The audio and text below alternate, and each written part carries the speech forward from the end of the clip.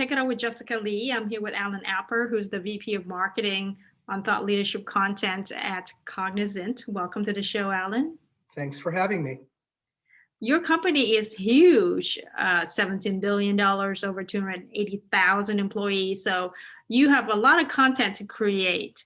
So I wanted to invite you on to share with us some of the tips and best practices on what is the good content, how do you create great content, and then also touch on the distribution of that content using virtual events nowadays, because that's really important. Absolutely. I mean, there's no magic to this other than understanding, at least initially, who is your audience? What do they need to know? What are your strengths as an organization? Where do you have differentiation? Where do you have a story to tell? Where do you have facts and figures to back it with? And experiences to guide it and to demonstrate that you're a partner of choice because you've seen their pain, you've treated the pain, you've maybe even solved for it. And ultimately, at the end of the day, you have a lot to share because you've done a lot for businesses globally. And as a global provider of services, be they technology, be they business process, or be they consulting, we've got a 25 plus year track record of delivering good results. And you came from the journalism side, right? You were an editor, so you know what you're talking about when it comes to content that converts. I hope so. I mean, it does come down to storytelling. You really have to know how to spin a yarn, as we used to say. You have to understand the ingredients of good storytelling. And good storytelling is not so much tell me, it's show me. Give me good examples, give me constructive insights, give me things that are prescriptive, that can be applied, that are empirically sound, that have meaning just outside, not just in our four walls, but across industry, maybe across the globe. And then localize it, make it so that it's important to a particular audience, be they in financial services or healthcare or life sciences, or in their Asia Pac, or in their European or US, North American worlds. Make it so that it's applicable, so that it resonates, so they can understand that you're there to provide them with great insight. It's not so much about selling your services, it's selling to them that you're smart people, you understand what you're talking about, and you're demonstrating it. Now, I know that a lot of people have pivoted to strictly online events because we don't hold conferences in large facilities anymore. As someone who's in charge of content and using online events, can you share with us the lessons learned in the recent event you did at scale? Yeah, I mean, we've been doing live streaming video webinars for the last 5 years. For the most part, we did them in a studio. I would bring people into a studio. We'd set up cameras and lighting and backgrounds and, not scripted, but at least choreograph it to the degree that the panelists knew what was coming and where we were going and how the event was going to take shape and form. But obviously, with the onset of COVID, we've had to think a little differently. So we've been doing more virtual events. We've actually done 6 events since March, and they've been very, very well received because A, we've picked really good topics, B, we've had good speakers, and C, we've kept it very conversational and very prescriptive. It's content that you can apply to your day-to-day business life or personal life. It's covered things like how to deal with COVID, turning a crisis into hopefully an opportunity, a catalyst for change. Organizations that haven't really built a great digital foundation, COVID obviously brought home the need to do so. And if they didn't really move quickly, they probably are in tough straits right now, if not really suffering a great deal, because that's the only way we can do business today. We've looked at the digital divide and looked at things such as working remotely and how you can get the most out of the virtual workplace. We've also looked at things like belonging as a concept. In our socially distanced world, how do you create a sense of belonging where people can feel that they can contribute their ideas, that they're accepted, that you're part of a whole, that you're part of something better than just an individual. And we do this by not just talking at people.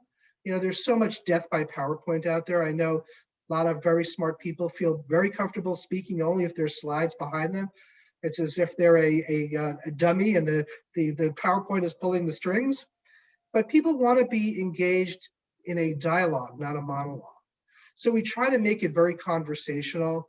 We make it such that we segment it into very distinct and digestible segments. We include a lot of audience polling so the audience can feel that they're part of the presentation. And we use that polling, the results from the polls, to spur deeper dive conversations, things we wouldn't know that's on the audience's mind. We also will take audience questions through instant chat. And we try to sprinkle that in throughout the presentation. It's hard sometimes to juggle it, but if you only leave 10 or 15 minutes for audience questions, the audience feels like they've not gotten everything they could get out of the session. So ultimately, you try to involve them, include them, make them part of the dialogue. And what we're seeing by doing that is that we're getting on a live event anywhere from 45 to 50 minutes of people sticking with us, which is, I think, off the charts. People signing up for our events, we've had anywhere from 500 to 800 people sign up for our events, and conversion rates from registration to attendance of upwards of 55 to 60%, which again is off the charts. Are you seeing this tied to actual sales results? Like you're able to measure all the way to the ROI? It's a good question. We have now only recently been able to tie the folks that attend our events to our customer relationship management system. So we know that they are companies that we have targeted, or companies that we're already doing business with, or companies we're trying to grow relationships with. But as you know, it takes time. Our sales cycles are pretty long. You plant a couple of seeds, you nurture it a little bit, hopefully you see it blossom somewhere down the road. It can be 6, 9, 12 months. But now we will have that line of sight, knowing that if somebody saw our event or participated in our event, and we grew a relationship from it. And we'll wait and see what the results are. Yeah, I think that one of the challenges in creating thought leadership content is that it is hard to tie to revenue. But we do know that it takes multiple touches. It takes time. So this is just one touch point, right? Yeah, exactly. It's not black and white. You can't really show cause and effect. You can correlate a little bit, and you can say that you influenced a relationship. You help to drive preference towards your brand. Organizations are even feeling more obliged to do business with you, or actually signed to do business with you. And then you do kind of a post-mortem, and you see exactly how and what you contributed.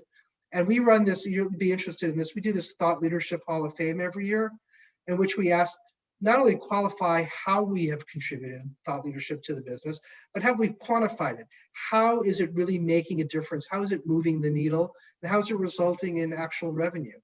And we did this for the last 5 years, and now it's a competition internally. All the different business units want to partake, and they want they want bragging rights. They want to show that their thought leadership is contributing more revenue than others. Do you actually leverage existing relationship with customers and partners and actually have content be produced by them as a way to supplement your own team creating content? We do, but those of us who have built content know that writing by committee is not easy.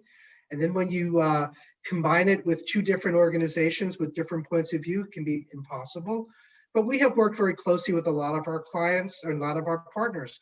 More recently, we've done some work with Microsoft on our study on belonging. It was a 10,000 person global study, and Microsoft contributed money to the funding of the study, and did our live streaming video webinar with us a couple of months ago. We've done thought leadership with Salesforce.com. We've got another project, in fact, planned with Microsoft on the modern manufacturing workforce. And when you create content with these partners, how do you really leverage that so that it gets the maximum value over time? Well, activating content isn't easy. It's not like if you build it, they will come. You have to think very, very hard and fast. You have to be agile in terms of how you use it. So what we try to do is we work back from the point that it's going to go live and figure out, so how we want to channel it. Well, we want to use social. We have a very robust social presence through LinkedIn, through Twitter. We also use things like SlideShare. We also have internal mechanisms. We have something called Social Boost, in which our employees will It uses some technology from LinkedIn called LinkedIn Elevate, and they are becoming our best ambassadors for sharing thought leadership with our targeted markets. We work with our partners as well to really look and understand, well, how can we support you? How can you support us? Doing live streaming video webinars, doing podcasts, evangelizing and getting the word out. And for the most part, you need to have skin in the game. What I've always found over the years is, if you outsource thought leadership and people just say, okay, I'm going to write something and then I'm going to step away. If they don't feel part of the process, if they don't feel that they have a vested interest in the end result, then you just get words. You don't get, anybody who's really committed to making it work. We also do a lot of evangelizing through newsletters. We have a newsletter called Cognizant Chronicle. We have people who subscribe to that. We evangelize it internally through our intranet. We have a newsletter that goes out internally, but people are bombarded with newsletters. But surprisingly, newsletters are coming back into vogue. I thought with all the social media, nobody would want newsletters anymore, but we have more and more people signing up to our newsletter, so obviously it works. Yeah, I hear people are getting tired of the video engagement, and maybe reading is more of a calmer, silent solo. That's a good point. There is a lot of video fatigue now, we can call it. A lot of people, personally, I'm spending 6, 8, sometimes 10 hours a day on all kinds of video conference calls. I can barely keep my eyes open at the end of the day. My wife is always making fun of me that by 8 o'clock I'm laid out on the couch asleep because I just can't keep my eyes open anymore. Yes, it is a challenging time, and we do have to adapt, right? And the technology, at first, like everybody has to be on video, and now we're tired of video. So there's got to be a fluctuation and flexibility. And I think that's a really good point. That's why you just can't be speaking at people when you do these events. You have to engage them. You have to make them a participant, part of the presentation, not just somebody on the receiving end of a monologue. And make it fun, because I think people don't want to be constantly talking about business. There's a lot of anxiety and a lot of personal issues. That's a really good point. Very good point. Well, I appreciate you being on the show, Alan, to share about the content, how important it is, what type of content works, and how you do the virtual events. I'm glad to have been here. Thank you so much for having me. There you have it. Check it out with Jessica Lee, Alan Alper from Cognizant.